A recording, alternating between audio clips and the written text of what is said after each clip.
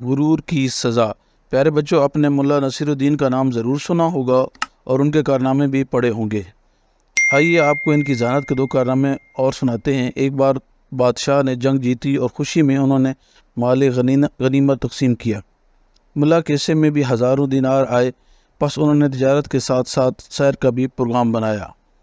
ایک بار وہ دوسرے ملک گئے اور اپنے سامان سرائے میں رکھ کر شہر کی سیر کر رہے تھے۔ ایک جگہ بہت سے افراد جمع تھے، وہ ان میں گھس گئے کہ دیکھیں کیا ہو رہا ہے۔ انہوں نے دیکھا کہ ایک نوجوان جس نے اعلیٰ قسم کی پوشاک پہنی ہوئی تھی، وہ ایک بڑھیا پر برس رہا تھا کہ اس نے اس کی قیمتی کپڑوں پر گھی گرا دیا تھا۔ وہ بوڑھی عورت کہہ رہی تھی، بیٹا میں نے جان بوجھ کر گھی تھوڑا گرایا ہے، وہ برتن اتارنے ہی کے وقت گر گیا تھا۔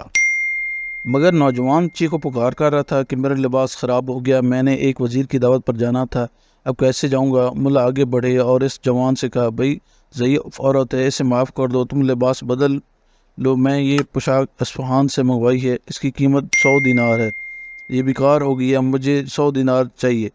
بیٹا میں غریب عورت ہوں، اگر میرے پاس اتنے پیسے ہوتے تو میں بھی گھی نہ بیچ رہی ہوتی۔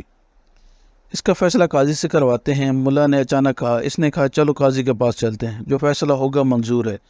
مجبوراً ضعیف عورت کو بھی قاضی صاحب کے پاس جانا پڑا۔ قاضی صاحب نے ساری بات سنی اور کہا، غلطی تو ضعیف عورت کی ہے، اب تم کیا کہتے ہو؟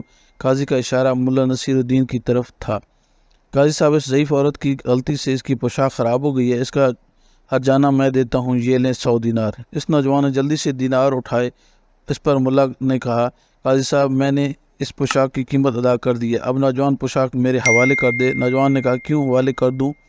اس پر قاضی صاحب نے کہا، اس شخص کی بات ٹھیک ہے، اب یہ پوشاک اس کے حوالے کر دو۔ وہ نوجوان کہنے لگا، میں اسے گھر میں کیسے چلا جاؤں؟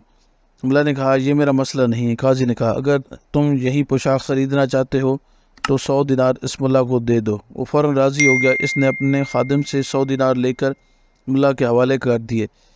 ملا نے 50 دینار اس عورت کو دیے تو 50 اپنی ابا کے جیب میں ڈالے اور کہا، غرور کا یہی سزا ہے، ورنہ یہ معاملہ راضی خوشی بھی حل ہو سکتا تھا۔ اس مقدمے کا شورا بادشاہ کے دربار میں پہنچا۔ اس نے فوراً ملا کو اپنے دربار میں طلب کیا۔ جب ملا بادشاہ کے محل کے سامنے پہنچا تو اس نے دیکھا کہ ہزاروں لوگ دائرے میں کھڑے تھے۔ جو ہی ملک آگے بڑھے، ایک ضعیف بڑھیا شخص نے دھکا لگانے سے گر گیا اور ہاتھ گھٹنوں کے بل اس اپنی لاٹھی ڈھونڈنے لگا۔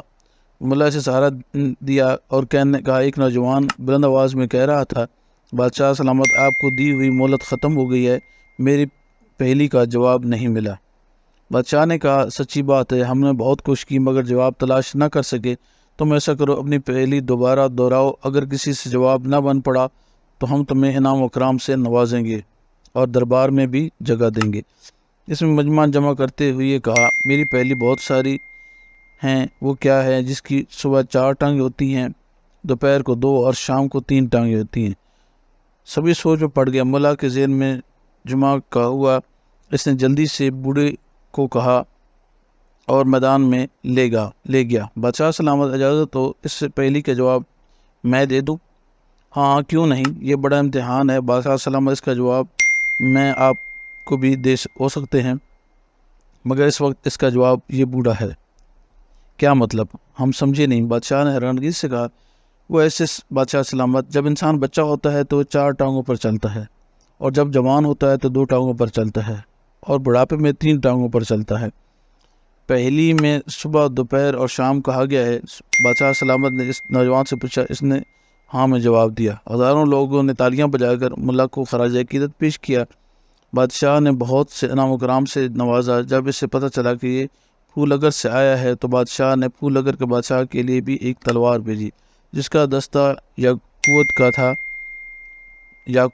یہ اب بھی آپ پھول اگر کے بادشاہ کے پاس ہے۔ بادشاہ نے ملا کو کہا، انعام و اکرام سے نوازا، جس نے دوسرے ملک میں اپنے ملک کی عزت بڑھائی۔